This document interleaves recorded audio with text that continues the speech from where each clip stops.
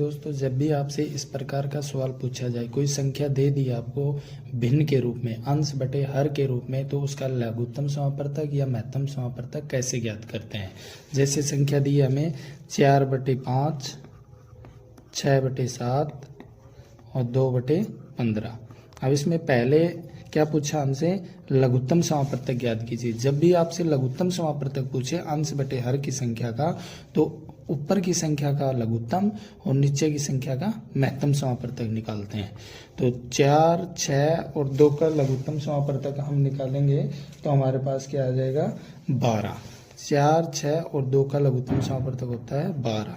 अब महत्तम समापवर्तक इस संख्या का ज्ञात करेंगे तो इस संख्या में ऐसी कोई कॉमन संख्या ज्ञात देखिए जो इन तीनों संख्याओं को विभाजित कर दे।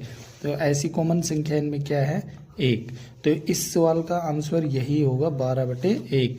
यानी लघुत्तम समापवर्तक ज्ञात करना हो इस संख्या का, तो हमें ऊपर की संख्या का लघुत्तम समापवर्तक, नीचे की संख्या का महत्तम समापवर्तक। लघुत्तम समापवर्तक वह संख्या होती है जो दी गई संख्याओं से पूर्णतः विभाजित हो जाए, और महत्तम समापवर्तक वह संख्या होती है जो दी गई संख्याओं से पूर्णतः विभाजित हो।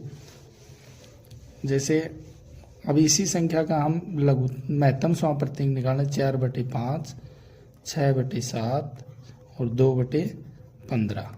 महत्तम समापवर्तक निकालेंगे तो इसमें क्या ऐसी कॉमन संख्या देखिए जो इन तीनों संख्याओं से विभाजित हो। तो यानी इसमें क्या कॉमन आएगा, हमारे पास 2।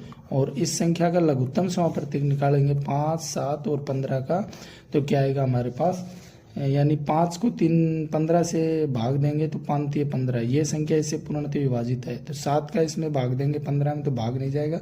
इन दोनों संख्याओं की हम गुणा करेंगे तो आएगा 15 × 7 = 105। तो यह इस संख्या का क्या होगा, महत्तम समापवर्तक। तो ये महत्तम समापवर्तक आ गया हमारे पास 2/105, और ये आ गया हमारे पास लघुत्तम समापवर्तक।